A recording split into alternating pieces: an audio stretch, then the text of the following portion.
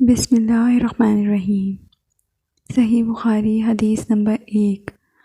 حضور اکرم صلی اللہ علیہ وآلہ وسلم نے فرمایا کہ تمام اعمال کا دار و مدار نیت پر ہے، اور ہر عمل کا نتیجہ ہر انسان کو اس کی نیت کے مطابق ہی ملے گا۔ بس جس کی ہجرت ترک وطن دولت دنیا حاصل کرنے کے لیے ہو یا کسی عورت سے شادی کی غرض ہو، بس اس کی ہجرت انہی چیزوں کے لیے ہوگی جن کے حاصل کرنے کی نیت سے اس نے ہجرت کی ہے۔ صحیح بخاری حدیث نمبر 2۔ حضور اکرم صلی اللہ علیہ وآلہ وسلم نے فرمایا کہ وحی نازل ہوتے وقت کبھی مجھ کو گھنٹی کی سی آواز محسوس ہوتی، اور وحی کی یہ کیفیت مجھ پر بہت شاق گزرتی ہے۔ جب یہ کیفیت ختم ہوتی ہے تو میرے دل و دماغ پر اس فرشتے کے ذریعے نازل شدہ وحی محفوظ ہو جاتی ہے، اور کسی وقت ایسا ہوتا ہے کہ فرشتہ بشکل انسان میرے پاس آتا ہے اور مجھ سے کلام کرتا ہے۔ بس میں اس کا کہا ہوا یاد رکھ لیتا ہوں۔ صحیح بخاری حدیث نمبر 3۔ نبی کریم صلی اللہ علیہ وآلہ وسلم پر وحی کا ابتدائی دور اچھے سچے پاکیزہ خوابوں سے شروع ہوا۔ آپ صلی اللہ علیہ وآلہ وسلم خواب میں جو کچھ دیکھتے وہ صبح کی روشنی کی طرح صحیح اور سچا ثابت ہوتا۔ پھر من جانب قدرت آپ صلی اللہ علیہ وآلہ وسلم تنہائی پسند ہو گئے، اور آپ صلی اللہ علیہ وآلہ وسلم نے غار حرا میں خلوت نشینی اختیار فرمائی، اور کئی دن اور رات وہاں مسلسل عبادت اور یاد الہی ذکر و فکر میں مشغول رہتے۔ جب تک گھر آنے کو دل نہ چاہتا توشہ ہمراہ لیے ہوئے وہاں رہتے۔ توشہ ختم ہونے پر ہی اہلیہ محترمہ حضرت خدیجہ رضی اللہ تعالیٰ عنہا کے پاس تشریف لاتے، اور کچھ توشہ ہمراہ لے کر پھر وہاں جا کر خلوت گزین ہو جاتے۔ یہی طریقہ جاری رہا یہاں تک کہ آپ صلی اللہ علیہ وسلم پر حق منکشف ہو گیا، اور آپ صلی اللہ علیہ وسلم غار حرا میں قیام پذیر تھے کہ اچانک جبرائیل علیہ السلام آپ صلی اللہ علیہ وسلم کے پاس حاضر ہوئے اور کہنے لگے کہ اے محمد پڑھو۔ آپ صلی اللہ علیہ وسلم فرماتے ہیں کہ میں نے کہا کہ میں پڑھنا نہیں جانتا۔ آپ صلی اللہ علیہ وسلم فرماتے ہیں کہ فرشتے نے مجھے پکڑ کر اتنی زور سے بھینچا کہ میری طاقت جواب دے گئی۔ پھر مجھے چھوڑ کر کہا کہ پڑھو۔ میں نے پھر وہی جواب دیا کہ میں پڑھا ہوا نہیں ہوں۔ اس فرشتے نے مجھ کو نہایت ہی زور سے بھینچا کہ مجھ کو سخت تکلیف محسوس ہوئی۔ پھر اس نے کہا کہ پڑھ۔ میں نے کہا میں پڑھا ہوا نہیں ہوں۔ فرشتے نے تیسری بار مجھ کو پکڑا اور تیسری مرتبہ پھر مجھ کو بھینچا، پھر مجھے چھوڑ دیا اور کہنے لگا کہ پڑھو اپنے رب کے نام کی مدد سے جس نے پیدا کیا اور انسان کو خون کی پھٹکی سے بنایا۔ پڑھو اور آپ کا رب بہت ہی مہربانیاں کرنے والا ہے۔ بس یہی آیاتیں آپ صلی اللہ علیہ وسلم جبرائیل علیہ السلام سے سن کر اس حال میں غار حرا سے واپس ہوئے کہ آپ صلی اللہ علیہ وسلم کا دل اس انوکھے واقعے سے کانپ رہا تھا کہ آپ صلی اللہ علیہ وسلم خدیجہ کے ہاں تشریف لائے اور فرمایا کہ مجھے کمبل اڑا دو۔ لوگوں نے آپ صلی اللہ علیہ وسلم کو کمبل اڑا دیا۔ جب آپ صلی اللہ علیہ وسلم کا ڈر جاتا رہا تو آپ صلی اللہ علیہ وسلم نے اپنی زوجہ محترمہ خدیجہ رضی اللہ تعالیٰ عنہا کو تفصیل کے ساتھ یہ واقعہ سنایا اور فرمانے لگے کہ مجھ کو اب اپنی جان کا خوف ہو گیا ہے۔ آپ صلی اللہ علیہ وسلم کی اہلیہ محترمہ خدیجہ رضی اللہ تعالیٰ عنہا نے آپ صلی اللہ علیہ وسلم کی ڈھارس بندھائی اور کہا کہ آپ کا خیال صحیح نہیں ہے۔ اللہ کی قسم آپ کو اللہ کبھی رسوا نہیں کرے گا۔ آپ تو اخلاق فاضلہ کے مالک ہیں، آپ تو کنبہ پرور ہیں، بے قصوں کا بوجھ اپنے سر پر رکھ لیتے ہیں، مفلسوں کے لیے آپ کماتے ہیں، مہمان نوازی میں آپ بے مثال ہیں، اور مشکل وقت میں آپ امر حق کا ساتھ دیتے ہیں۔ ایسے اوصاف حسنہ والا انسان یوں بے وقت ذلت و خواری کی موت نہیں پا سکتا۔ پھر مزید تسلی کے لیے خدیجہ رضی اللہ تعالیٰ عنہا آپ صلی اللہ علیہ وآلہ وسلم کو ورقہ بن نوفل کے پاس لے گئیں جو ان کے چچا بھائی تھے اور زمانہ جاہلیت میں نصرائی مذہب اختیار کر چکے تھے اور عبرانی زبان کے کاتب تھے، چنانچہ انجیل کو بھی حسب منشائے خداوندی عبرانی زبان میں لکھا کرتے تھے۔ انجیل سربانی زبان میں نازل ہوئی تھی، پھر اس کا ترجمہ عبرانی زبان میں ہوا۔ وہ بہت بوڑھے ہو گئے تھے، یہاں تک کہ ان کی بینائی بھی رخصت ہو چکی تھی۔ خدیجہ رضی اللہ تعالیٰ عنہا نے ان کے سامنے آپ صلی اللہ علیہ وآلہ وسلم کے حالات بیان کیے اور کہا کہ اے چچا بھائی، اپنے بھتیجے محمد صلی اللہ علیہ وآلہ وسلم کی زبانی ذرا ان کی کیفیت سن لیجئے۔ وہ بولے کہ بھتیجے، آپ نے جو کچھ دیکھا ہے اس کی تفصیل سناؤ۔ چنانچہ آپ صلی اللہ علیہ وآلہ وسلم نے از اول تا آخر پورا واقعہ سنایا، جیسے سن کر ورقہ بے اختیار ہو کر بول اٹھے کہ یہ تو وہی ناموس معزز رازدان فرشتہ ہے جسے اللہ تعالیٰ نے موسیٰ علیہ السلام پر وحی دے کر بھیجا تھا۔ کاش میں آپ کے اس عہد نبوت کے شروع ہونے پر جوان عمر ہوتا، کاش میں اس وقت تک زندہ رہتا جب کہ آپ کی قوم آپ کو اس شہر سے نکال دے گی۔ رسول اللہ صلی اللہ علیہ وآلہ وسلم یہ سن کر تعجب سے پوچھا کہ کیا وہ لوگ مجھ کو نکال دیں گے، حالانکہ میں تو ان میں صادق اور امین مقبول ہوں؟ ورقہ بولا، ہاں یہ سب کچھ سچ ہے، مگر جو شخص بھی آپ صلی اللہ علیہ وآلہ وسلم کی طرح امر حق لے کر آیا، لوگ اس کے دشمن ہی ہو گئے ہیں۔ اگر مجھے آپ کی نبوت کا وہ زمانہ مل جائے تو میں آپ کی پوری مدد کروں گا، مگر ورقہ کچھ دنوں کے بعد ہی انتقال کر گئے، پھر کچھ عرصہ تک وحی کی آمد موقوف رہی۔ صحیح بخاری حدیث نمبر 4۔ آپ صلی اللہ علیہ وآلہ وسلم نے وحی کے رک جانے کے زمانے کے حالات بیان فرماتے ہوئے کہا کہ ایک روز میں چلا جا رہا تھا کہ اچانک میں نے آسمان کی طرف ایک آواز سنی اور میں نے اپنا سر آسمان کی طرف اٹھایا، کیا دیکھتا ہوں کہ وہی فرشتہ جو میرے پاس غار حرا میں آیا تھا وہ آسمان و زمین کے بیچ میں ایک کرسی پر بیٹھا ہوا ہے۔ میں اس سے ڈر گیا اور گھر آنے پر میں نے پھر کمبل اوڑھنے کی خواہش ظاہر کی۔ اس وقت اللہ پاک کی طرف سے یہ آیات نازل ہوئی، اے لحاف اوڑھ کر لیٹنے والے، اٹھ کھڑا ہو اور لوگوں کو عذاب الہی سے ڈرا اور اپنے رب کی بڑائی بیان کر اور اپنے کپڑوں کو پاک صاف رکھ اور گندگی سے دور رہ۔ اس کے بعد وہی تیزی کے ساتھ پہ در پہ آنے لگی۔ صحیح بخاری حدیث نمبر 5۔ رسول اللہ صلی اللہ علیہ وآلہ وسلم نزول قرآن کے وقت بہت سختی محسوس فرمایا کرتے تھے، اور اس کی علامتوں میں سے ایک یہ تھی کہ یاد کرنے کے لیے آپ اپنے ہونٹوں کو ہلایا کرتے تھے۔ ابن عباس رضی اللہ تعالیٰ عنہ نے کہا، میں اپنے ہونٹ ہلاتا ہوں جس طرح آپ ہلاتے تھے۔ سعید کہتے ہیں، میں بھی اپنے ہونٹ ہلاتا ہوں جس طرح ابن عباس رضی اللہ تعالیٰ عنہ کو میں نے ہلاتے دیکھا۔ پھر انہوں نے اپنے ہونٹ ہلائے۔ ابن عباس رضی اللہ تعالیٰ عنہ نے کہا، پھر یہ آیت اتری کہ اے محمد، قرآن کو جلد یاد کرنے کے لیے اپنی زبان نہ ہلاؤ، اس کا جمع کر دینا اور پڑھا دینا ہمارے ذمہ ہے۔ ابن عباس رضی اللہ تعالیٰ عنہ کہتے ہیں، یعنی قرآن آپ صلی اللہ علیہ وآلہ وسلم کے دل میں جما دینا اور پڑھا دینا ہمارے ذمہ ہے۔ پھر جب ہم پڑھ چکیں تو اس پڑھے ہوئے کی اتباع کرو۔ ابن عباس رضی اللہ تعالیٰ عنہ فرماتے ہیں، اس کا مطلب یہ ہے کہ آپ اس کو خاموشی کے ساتھ سنتے رہو، اس کے بعد مطلب سمجھا دینا ہمارے ذمہ ہے، پھر یقیناً یہ ہماری ذمہ داری ہے کہ آپ اس کو پڑھو، یعنی اس کو محفوظ کر سکو۔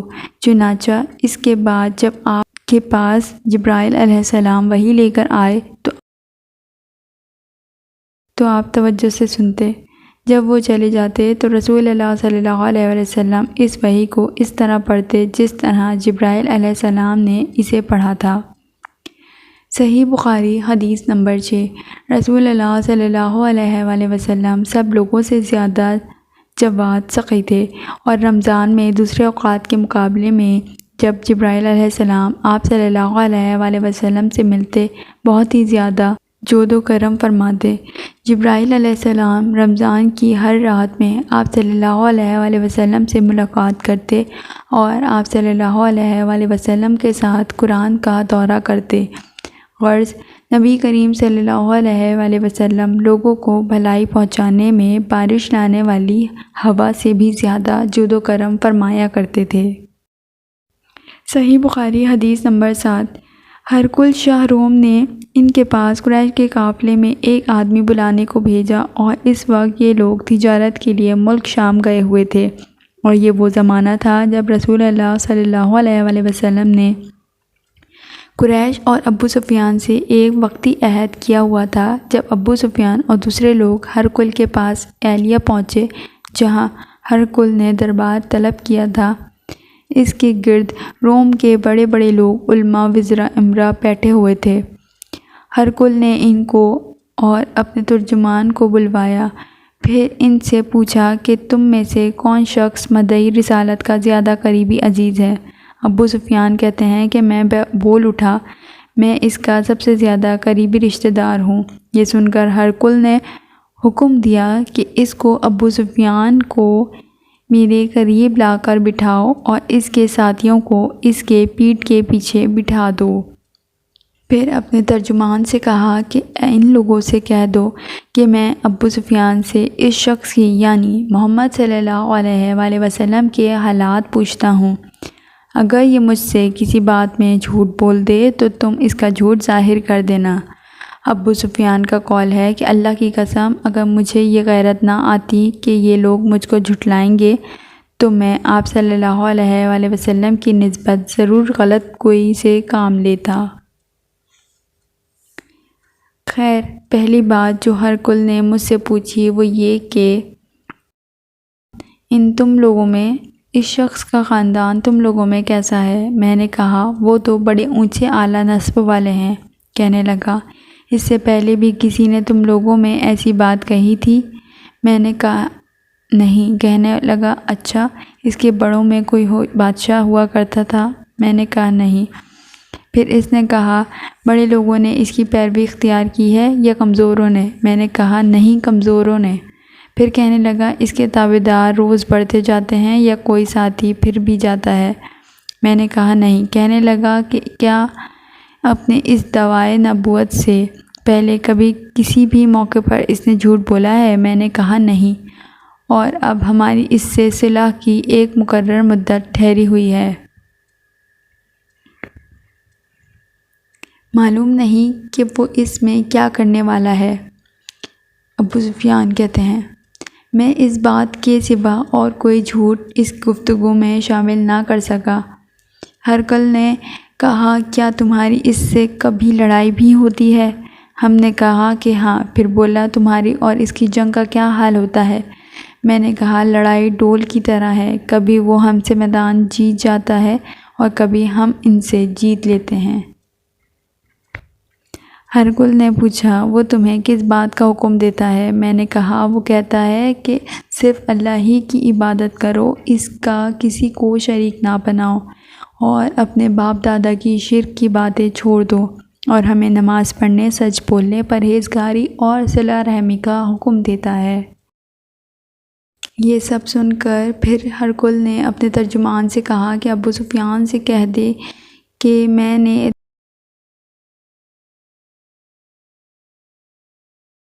تم سے اس کا نسب پوچھا تو تم نے کہا کہ وہ ہم میں اعلیٰ نسب ہے، اور پیغمبر اپنی قوم میں اعلیٰ نسب ہی بھیجے جایا کرتے تھے۔ میں نے تم سے پوچھا کہ دعویٰ نبوت کی یہ بات تمہارے اندر اس سے پہلے کسی نے کہی تو تم نے جواب دیا کہ نہیں۔ تب میں نے اپنے دل میں کہا کہ اگر یہ بات اس سے پہلے کسی نے کہی ہوتی تو میں سمجھتا کہ اس شخص نے بھی اسی بات کی تقلید کی ہے جو پہلے کہی جا چکی ہے۔ میں نے تم سے پوچھا کہ اس کے بڑوں میں کوئی بادشاہ بھی گزرا ہے؟ تم نے کہا کہ نہیں۔ تو میں نے دل میں کہا کہ ان کے بزرگوں میں سے کوئی بادشاہ ہوگا تو کہہ دوں گا کہ وہ شخص اس بہانے اپنے آباء و اجداد کی بادشاہت اور ان کا ملک دوبارہ حاصل کرنا چاہتا ہے، اور میں نے تم سے پوچھا کہ اس بات کے کہنے یعنی پیغمبری کا دعویٰ کرنے سے پہلے تم نے کبھی اس کو دروغگوئی کا الزام لگایا ہے؟ تو تم نے کہا کہ نہیں۔ تو میں نے سمجھ لیا کہ جو شخص آدمیوں کے ساتھ دروغگوئی سے بچے وہ اللہ کے بارے میں کیسے جھوٹی بات کہہ سکتا ہے۔ اور میں نے تم سے پوچھا کہ بڑے لوگ اس کے پیرو ہوتے ہیں یا کمزور آدمی؟ تو تم نے کہا کہ کمزوروں نے اس کی اتباع کی ہے۔ تو دراصل یہی لوگ پیغمبروں کے متبعین ہوتے ہیں۔ اور میں نے تم سے پوچھا کہ اس کے ساتھی بڑھ رہے ہیں یا کم ہو رہے ہیں؟ تم نے کہا وہ بڑھ رہے ہیں، اور ایمان کی کیفیت یہی ہوتی ہے حتیٰ کہ وہ کامل ہو جاتا ہے۔ اور میں نے تم سے پوچھا کہ آیا کوئی شخص اس کے دین سے ناخوش ہو کر مرتب بھی ہو جاتا ہے؟ تم نے کہا نہیں۔ تو ایمان کی خاصیت بھی یہی ہے، جن کے دلوں میں اس کی مسرت رچ بس جائے وہ اس سے لوٹا نہیں کرتے۔ اور میں نے تم سے پوچھا کہ آیا وہ کبھی عہد شکنی کرتے ہیں؟ تم نے کہا نہیں، پیغمبروں کا یہی حال ہوتا ہے، وہ عہد کے خلاف ورزی نہیں کرتے۔ اور میں نے تم سے کہا تم سے کس چیز کے لیے کہتے ہیں؟ تم نے کہا وہ ہمیں حکم دیتے ہیں کہ اللہ تعالیٰ کی عبادت کرو، اس کے ساتھ کسی کو شریک نہ ٹھہراؤ، اور تمہیں بتوں کی پرستش سے روکتے ہیں، سچ بولنے اور پرہیزگاری کا حکم دیتے ہیں۔ لہٰذا اگر یہ باتیں جو تم کہہ رہے ہو سچ ہیں تو عنقریب وہ اس جگہ کا مالک ہو جائے گا جہاں میرے یہ دونوں پاؤں ہیں۔ مجھے معلوم تھا کہ وہ پیغمبر آنے والا ہے، مگر مجھے یہ معلوم نہیں تھا کہ وہ تمہارے اندر ہوگا۔ اگر میں جانتا کہ اس تک پہنچ سکوں گا تو اس سے ملنے کی ہر تکلیف گوارا کرتا، اگر میں اس کے پاس ہوتا تو اس کے پاؤں دھوتا۔ ہرقل نے رسول اللہ صلی اللہ علیہ وآلہ وسلم وہ خط منگوایا جو آپ نے دہلیہ کلبی رضی اللہ تعالیٰ عنہ کے ذریعے حاکم بصرہ کے پاس بھیجا تھا، اور اس نے وہ ہرقل کے پاس بھیج دیا تھا۔ پھر اس کو پڑھا۔ اللہ کے نام کے ساتھ جو نہایت مہربان اور رحم والا ہے۔ اللہ کے بندے اور اس کے پیغمبر محمد صلی اللہ علیہ وآلہ وسلم کی طرف سے یہ خط ہے شاہروم کے لیے۔ اس شخص پر سلام جو ہدایت کی پیروی کرے۔ اس کے بعد میں آپ کے سامنے دعوت اسلام پیش کرتا ہوں۔ اگر آپ اسلام لے آئیں گے تو دین و دنیا میں سلامتی نصیب ہوگی، اللہ آپ کو دوہرا ثواب دے گا، اور اگر آپ میری دعوت سے روگردانی کریں گے تو آپ کی رعایا کا گناہ بھی آپ ہی پر ہوگا۔ اور اہل کتاب ایک ایسی بات پر آ جاؤ جو ہمارے اور تمہارے درمیان یکساں ہے، وہ یہ کہ ہم اللہ کے سوا کسی کی عبادت نہ کریں اور کسی کو اس کا شریک نہ ٹھہرائیں، اور نہ ہم میں سے کوئی کسی کو اللہ کے سوا اپنا رب بنائے۔ پھر اگر وہ اہل کتاب اس بات سے منہ پھیر لیں تو مسلمانوں تم ان سے کہہ دو، تم مانو یا نہ مانو، ہم تو ایک اللہ کے اطاعت گزار ہیں۔ ابو سفیان کہتے ہیں جب ہرقل نے جو کچھ کہنا تھا کہہ دیا اور خط پڑھ کر فارغ ہوا تو اس کے ارد گرد بہت شور و غل ہوا، آوازیں اٹھیں اور ہمیں باہر نکال دیا گیا۔ تب میں نے اپنے ساتھیوں سے کہا کہ ابو کبشہ کے بیٹے نبی کریم صلی اللہ علیہ وسلم کا معاملہ تو بہت بڑھ گیا، دیکھو تو اس نے بنی اسفر روم کا بادشاہ بھی ڈرتا ہے۔ مجھے اس وقت سے اس بات کا یقین ہو گیا کہ نبی کریم صلی اللہ علیہ وآلہ وسلم عنقریب غالب ہو کر رہیں گے، حتیٰ کہ اللہ نے مجھے مسلمان کر دیا۔ راوی کا بیان ہے کہ ابن ناطور اہلیہ کا حکم ہرقل کے مصاحب اور شام کے نصاری کالاٹ پادری بیان کرتا تھا کہ ہرقل جب اہلیہ آیا ایک دن صبح کو پریشان اٹھا تو اس کے درباریوں نے دریافت کیا کہ آج ہم آپ کی حالت بدلی ہوئی پاتے ہیں، کیا وجہ ہے؟ ابن ناطور کا بیان ہے کہ ہرقل نجومی تھا، علم نجوم میں وہ پوری مہارت رکھتا تھا۔ اس نے اپنے ہم نشینوں کو بتایا کہ میں نے آج رات ستاروں پر نظر ڈالی تو دیکھا کہ ختنہ کرنے والوں کا بادشاہ ہمارے ملک پر غالب آ گیا ہے۔ بھلا اس زمانے میں کون لوگ ختنہ کرتے ہیں؟ انہوں نے کہا کہ یہود کے سوا کوئی ختنہ نہیں کرتا، سو ان کی وجہ سے پریشان نہ ہو۔ سلطنت کے تمام شہروں میں یہ حکم لکھ بھیجیے کہ وہاں جتنے یہودی ہوں سب قتل کر دیے جائیں۔ وہ لوگ انہی باتوں میں مشغول تھے کہ ہرقل کے پاس ایک آدمی لایا گیا۔ جسے شاہ غسان نے بھیجا تھا۔ اس نے رسول اللہ صلی اللہ علیہ وآلہ وسلم کے حالات بیان کیے۔ جب ہرقل نے سارے حالات سن لیے تو کہا کہ جا کر دیکھو وہ ختنہ کیے ہوئے ہیں یا نہیں۔ انہوں نے اسے دیکھا تو بتلایا کہ وہ ختنہ کیا ہوا ہے۔ ہرقل نے جب اس شخص سے عرب کے بارے میں پوچھا تو اس نے بتلایا کہ وہ ختنہ کرتے ہیں۔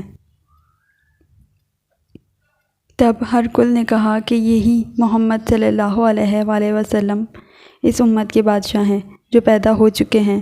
پھر اس نے اپنے ایک دوست کو رومیہ خط لکھا اور وہ بھی علم نجوم میں ہرقل کی طرح ماہر تھا۔ پھر وہاں سے ہرقل حمص چلا گیا۔ ابھی حمص سے نکلا نہیں تھا کہ اس کے دوست کا خط اس کے جواب میں آ گیا۔ اس کی رائے بھی نبی کریم صلی اللہ علیہ وآلہ وسلم کے ظہور کے بارے میں ہرقل کے موافق تھی۔ محمد صلی اللہ علیہ وآلہ وسلم واقعی پیغمبر ہیں۔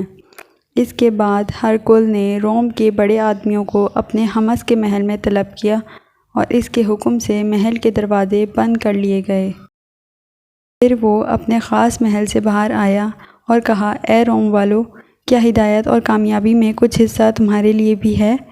اگر تم اپنی سلطنت کی بقا چاہتے ہو تو پھر اس نبی کی بیعت کر لو اور مسلمان ہو جاؤ۔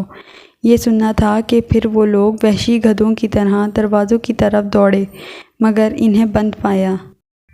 آخر جب ہرقل نے اس بات سے ان کی یہ نفرت دیکھی اور ان کے ایمان لانے سے مایوس ہو گیا تو کہنے لگا کہ ان لوگوں کو میرے پاس لاؤ۔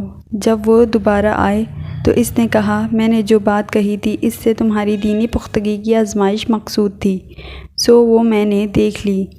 تب یہ بات سن کر وہ سب کے سب اس کے سامنے سجدے میں گر پڑے اور اس سے خوش ہو گئے۔ بالآخر ہرقل کی آخری حالت یہی رہی۔ صحیح بخاری حدیث نمبر 8۔ رسول اللہ صلی اللہ علیہ وآلہ وسلم نے فرمایا، اسلام کی بنیاد 5 چیزوں پر قائم کی گئی ہے۔ اول، گواہی دینا کہ اللہ کے سوا کوئی معبود نہیں اور بے شک محمد صلی اللہ علیہ وآلہ وسلم اللہ کے سچے رسول ہیں، اور نماز قائم کرنا اور زکوٰۃ ادا کرنا اور حج کرنا اور رمضان کے روزے رکھنا۔ صحیح بخاری حدیث نمبر 9۔ نبی کریم صلی اللہ علیہ وآلہ وسلم نے فرمایا کہ ایمان کی 60 سے کچھ اوپر شاخیں ہیں اور حیا، شرم بھی ایمان کی ایک شاخ ہے۔ صحیح بخاری حدیث نمبر 10۔ حضرت محمد صلی اللہ علیہ وآلہ وسلم نے فرمایا، مسلمان وہ ہے جس کی زبان اور ہاتھ سے مسلمان بچے رہیں، اور مہاجر وہ ہے جو ان کاموں کو چھوڑ دے جن سے اللہ نے منع فرمایا۔